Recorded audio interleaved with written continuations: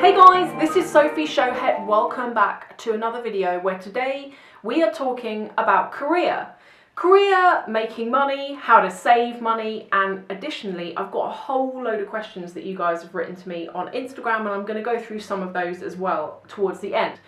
The reason for this video is obviously like my YouTube channel for me is like my hobby, and the nature of it is it's like escapism. I want people to watch my videos because they want shopping inspiration, but they want just like a bit of light-hearted, escapism. That is it. But in doing a lot of these videos, I do get questions about what I do for a living and how I afford to buy things, really. So that's what I'm going to explain today. But also, what I wanted to do was, I was like thinking about this the other day. There are so many things that I have come to learn over the years through what I do that I think could help you guys, because if I'd known about it sooner, it would have been a bit of a game changer for me. So I'm going to share with you some of those things. I'm a digital marketeer.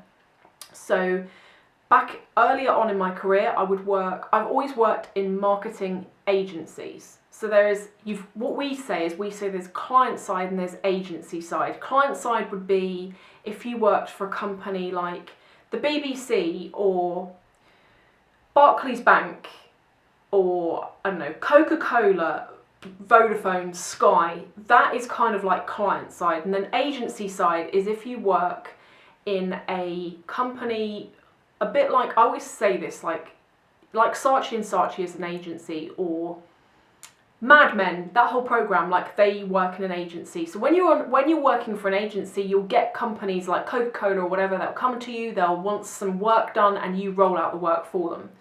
I have got a degree. That was one question I got. I've got a degree.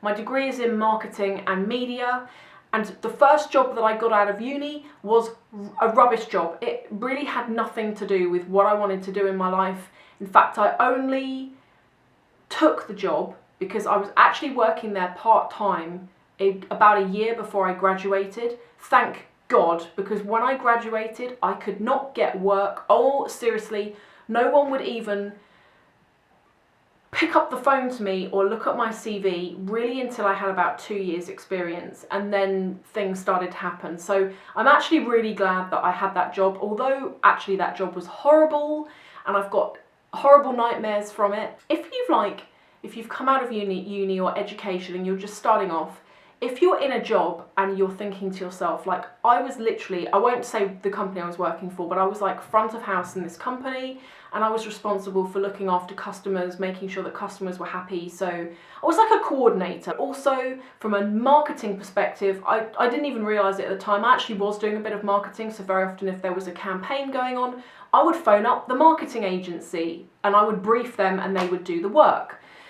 Now, in that job, although I felt that job was like a pile of poo, when I wanted to leave, I wanted to leave from the moment I got there. But what I mean is, when I was being taken a bit more seriously, when I had 2 years experience, what I did, and here's the tip for you, is I actually thought to myself, in fact, no, a friend of mine who is older had said to me, you know what, although, yeah, you make the tea and the coffee, technically what you're doing is customer service and you are looking after customers. And I was like, actually, now you mention it, yeah, that is it's customer service. It's giving good service. So actually, that person I was talking about was really quite helpful because they kind of put things in perspective, and it was like, yeah, it might be a rubbish job, but actually it's not all been wasted, because you can pep it up. You can describe what you did in a way that's going to help you get your next job. And it totally did. So the next job that I went on to was at a marketing agency. I only went to do that and decided that's what I wanted to do because when I was at the rubbish job, the marketing agency I was working with actually invited me in one day to see the work I'd briefed be created. And when I got there, I was like, wow, I want to work in a place like this. It's so creative, it's so hands-on, it's so much fun. So because they opened my eyes to it, I then started applying to marketing agencies. Now here's the next tip, guys. When you are applying for a job, assume that there's lots of other people also applying for that same job. If you read the job description and just bang off your CV to them with a generic cover letter, if you imagine that somebody else who's applied for the job has taken the time to read the job description, make their CV sound like it's an exact response to the job description, and send a covering letter that is explaining why they'd be good for it, they're going to get more chance of getting an interview than you if it looks like you've just sent off your generic CV. So if, for example, the job description is we want someone who's really good at customer service, if you've done a bit of customer service, really emphasise that in your CV. Make yourself sound like the absolute perfect candidate for that role. That is definitely a top tip. The next tip, and you know what, guys, I know it's a mundane process, but when I've applied for jobs before, I've literally had like 20 different versions of my CV that I've tweaked to every single job I'm applying for. And it's really important you do that so that you stand out against the rest. The next thing is, like, let's imagine you get the job interview.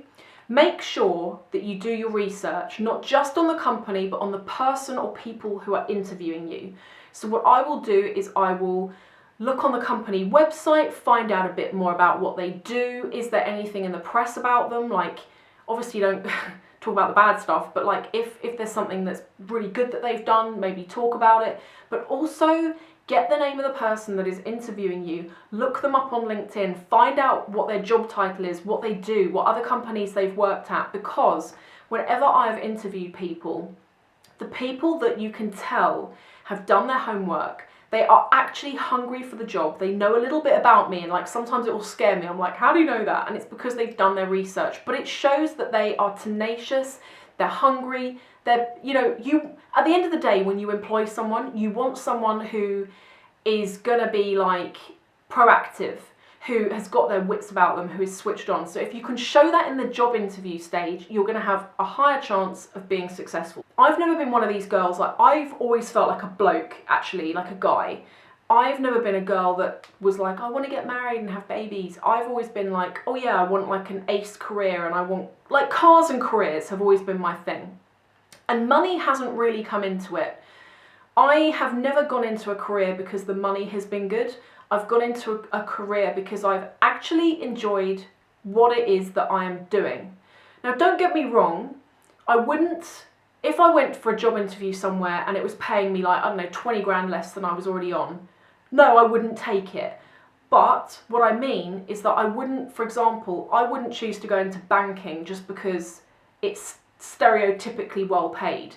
I want to go into something that I'm actually interested in. Because guys, this is another thing. If you do something you love, as opposed to a career you've chosen because you think it's going to be fruitful, there's more chance that you're going to make a go of it, that you're going to climb the career ladder, and that you're going to smash it. So that is definitely another tip. Pick something you love.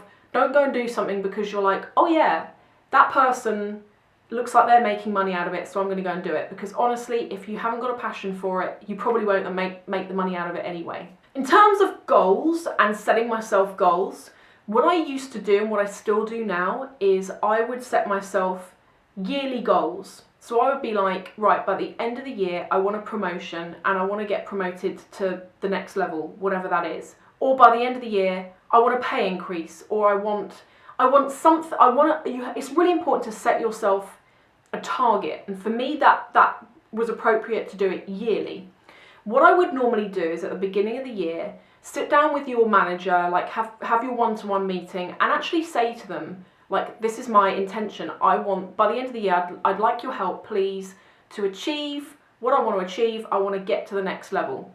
Now, that's not always easy doing that, because you might, for example, have a line manager, and trust me, I've had them in the past. You might have a line manager who actually wants to keep you down, because if you get promoted, you're going to be above them or on their level, and they don't all want that. So what I'm saying is that if you have got a line manager who is supportive, definitely talk to them about what you want.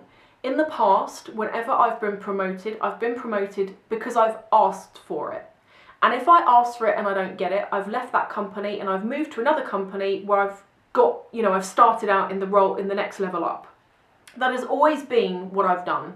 And I think that for a lot of people, unless you're in a really big company, sometimes it can be quite hard to be able to have that frank conversation with your manager, say, I want to get promoted, I want to do this by the end of the year. That can scare a lot of people. So take a judgment call on it. But I was one of these people where I would stick around for like, up to 2 years, and if it wasn't going in the direction that I'd want to go to, I would then move to another company, and that is like one way of doing it for sure, and there's nothing wrong with doing that. My biggest goal was I wanted to hit director by the time I was 27. I did it. I was like really stoked, to be fair. I was really happy. I didn't do it because of financial means. I did it for me. I did it because, for me, being a successful business person, being able to financially take care of myself, being able to say to, you know, friends, colleagues, peers, being able to be like, yeah, this is my job title. Like, the amount of people that will be like, hang a minute, you're a director and you're how old? That's kind of what I do. I'm going to move on to, I hope that answers all of the questions. Oh yeah, the other thing I was going to say is that I left my job in March 2015 because I got to director and I was like, oh, okay, I've done that. What's the next level? And the next level for me was to own my own business.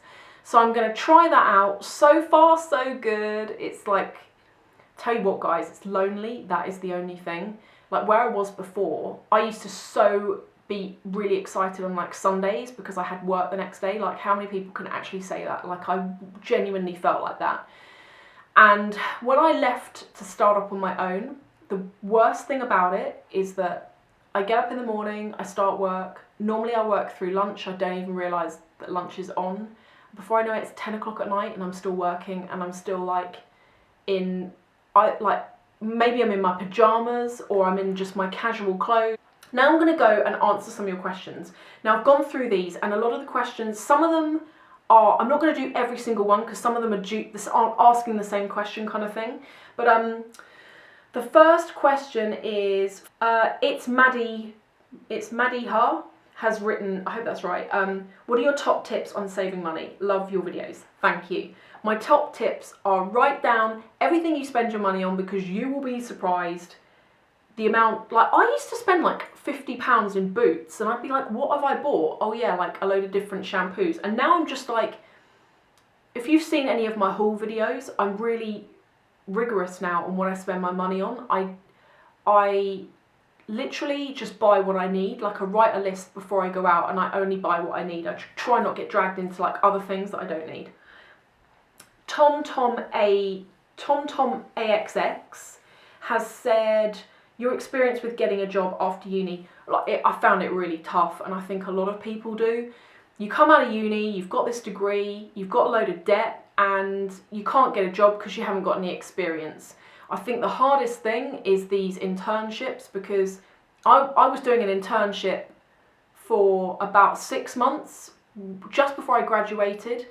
I'm not going to say the name, but it was for like a big medical insurance company who could easily have afforded to pay me something. They paid me nothing, and I was having to pay out of my own money to like get to there, pay for my lunch. You know, it was just like, it actually was really expensive for me. And at the time, I didn't even just have no money. I literally was in like minus. I had less than no money. And it, as I say, some days I couldn't even like hardly afford the petrol to get there. And their kind of logic was, oh, we'll teach you so much for free being here. How much rubbish was that? Because the only thing I learnt being there was how the people there took their tea and coffee. I swear, I didn't really learn that much. So it can be really hard. There are places you can go to now though, like reputable companies that will actually pay an intern for the work that you're doing, and they'll certainly pay your expenses. Next question is from Trey Petite. Saving techniques and how to discipline yourself to save. It's really, really hard, but I just, as I said, put my money in that locked up savings account. Math Princess says, she says, thanks for the shout out, you're welcome.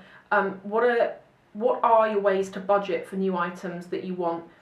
I just put money aside each month, and I'll keep a record, like in my file of facts, like I'll write down what I spend each month, but I also write down how much I'm saving each month. So that's quite a nice target, because you can see like, oh yeah, in 5 months, how much will I have in that account? And that's like, that can be really good as well. It's like that old analogy, isn't it? It's like when you've got no money, you want to spend money. When you've actually got money, it's easier to like be frugal with it. Honestly, guys, anyone saving out there, tell me the truth.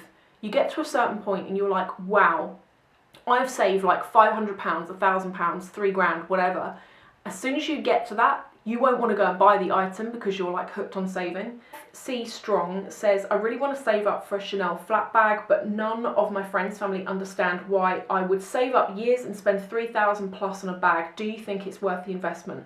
Beth, if you want it, stuff what other people think. Honestly, if you want it, you should go and get it. Life is too short. I do think they're an investment actually, because when I was looking to get one back in 2007, I was looking at a medium size, and I'm not joking, it was like £1,700, and now they're nearly 3k.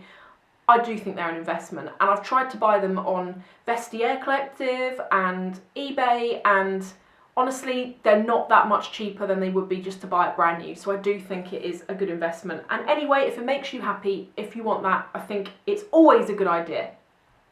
Lauren J. Kinsella wants to know my experience within building a career, and also if you see something you like, do you then save for it, or do you just save in general? My experience within building a career, I've kind of like covered that off, but I would also say that in terms of the saving, I just save generally, but yeah, when there's something that I know I want, it helps me to accelerate my saving. Stasis XX, do you save money in a separate savings account or keep it in a drawer or something, both in general and if you are saving for a certain purchase? I have it in a separate account that I can't touch. Elizal wants to know, in business, should you go with your head or with your heart? Oh, she says she loves me. I love you too. Thank you for watching. I think a bit of both. I really think a bit of both. I think that you should obviously do something that you're passionate about, but from a business perspective, I think that it's good to, at times, let your, like, as I say, keep it 50-50.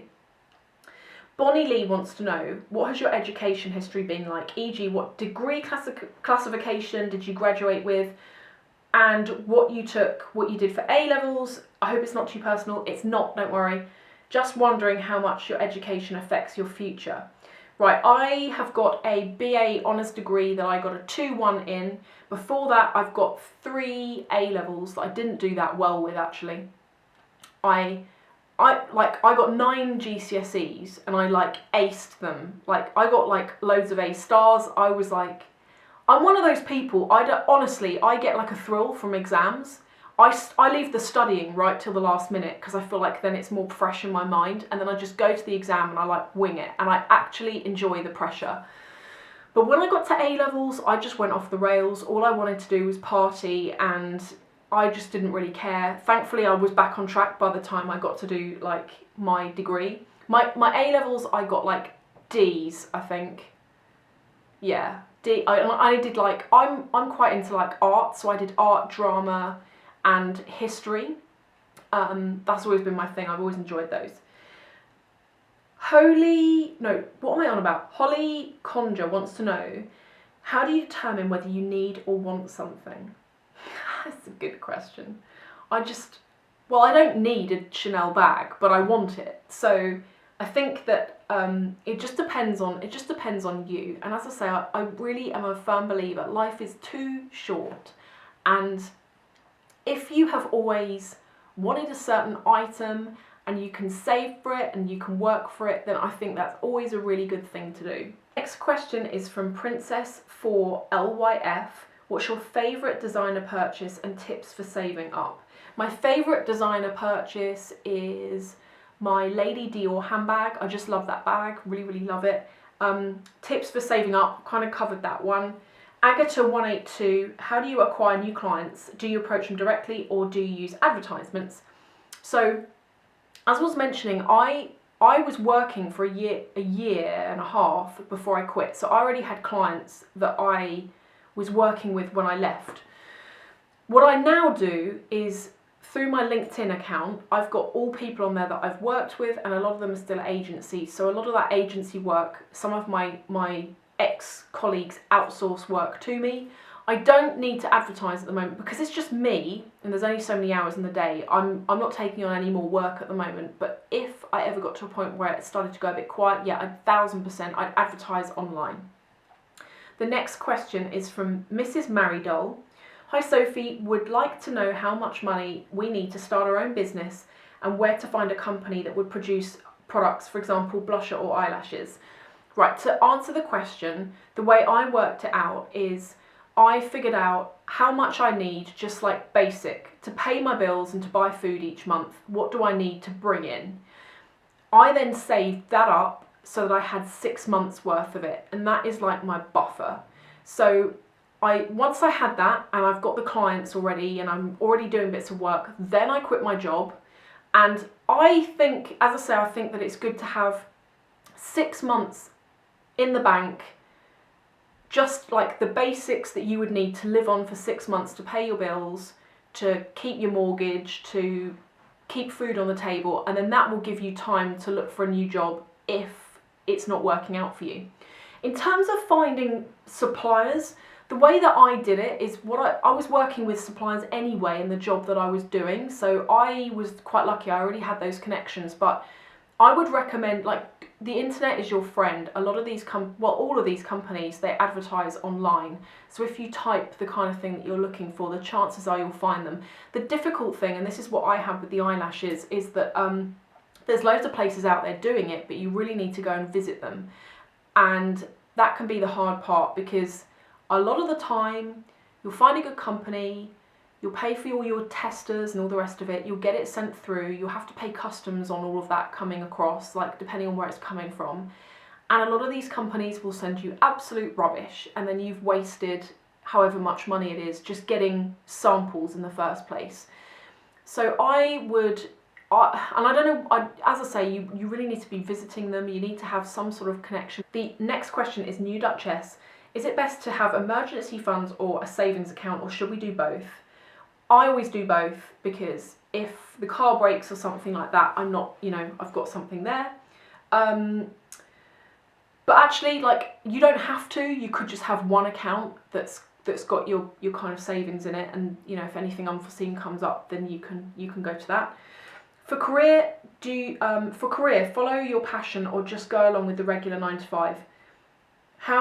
How to choose or juggle both? I would always go with your passion, because it can be soul destroying when you're doing a 9 to 5 that you actually hate, and that you wake up for in the morning and you're like, oh, I've got to go into that place. Honestly, it really does change everything in your life and your whole outlook on life when you actually love what you do. You're proud of what you do, and you're proud of where you've got yourself. It just completely changes your mindset. So I would always say that. The other question is how to be a good boss and earn money in a man's world.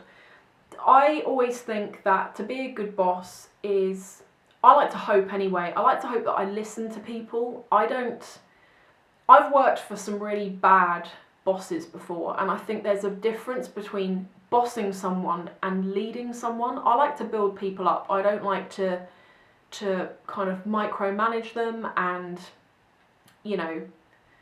make their life a misery, really, because it's been done to me, and it's horrible, and it can give you terrible anxiety. So I like to try and build people up and help people, like, build up their career if that's what they want to do, or if they don't want to do that, if they just want to, like, stay doing what they're doing, that is cool.